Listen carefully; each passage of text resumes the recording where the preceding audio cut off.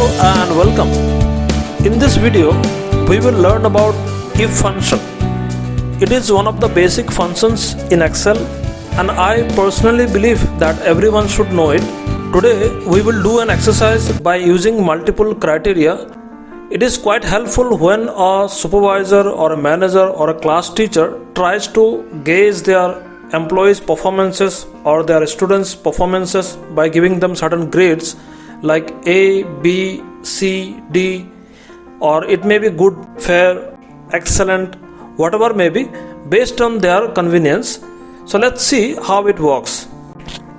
Here I have some names of students and their subjects, that is English, mathematics, history, science, geography, advanced mathematics, and I will find the total marks in this column and I will find their grades under the J column. So in order to find the total marks, there is a very simple way. We have to write the sum function here, that is equal,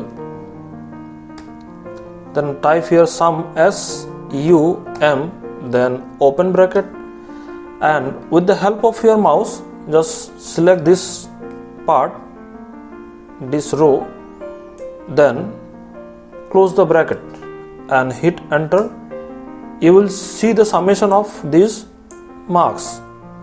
Now if you drag it from here till here, you will find the total marks scored by all these students. Now I will try to find their grades. Here I have already set the grades for these students. That is, if a student scores more than 500, he should be graded as A, then B, then C. 400 is B and 300 is C. So let me write the if function here. Write here equal, then type if, then open bracket. Now I will go to I2. I is the column and 2 is the row. If I2 is greater than equal 500, it should be graded as A. A will be written under double quote, within double quote, because it is a text. Any text we want to refer, that has to be written within double quote.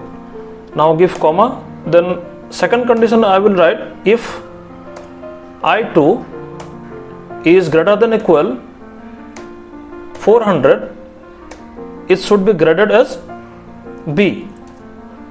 Again comma, then third condition if I2 is greater than equal 300, it should be graded as C.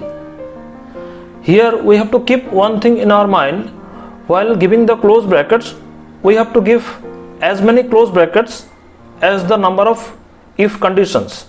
Here we have given 3 if conditions, so we have to give 3 close brackets, 1, 2, 3, then hit enter.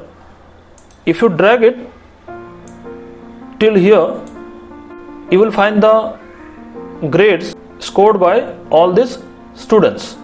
So this is how if condition is written. At the end, I would like to bring one thing to your notice. You can see these conditions I have written in a descending order. It is not like always you have to write these conditions in a descending order. It depends upon the condition you want to give. At the same time, Excel limitations. Excel will always try to satisfy the first condition. In case it doesn't find the data to satisfy the first condition, then only it will go to the next condition and so on. So this is how if function works. In case you have any difficulty while writing these conditions, please write in the comment section. I will definitely answer all your queries. Thanks for watching.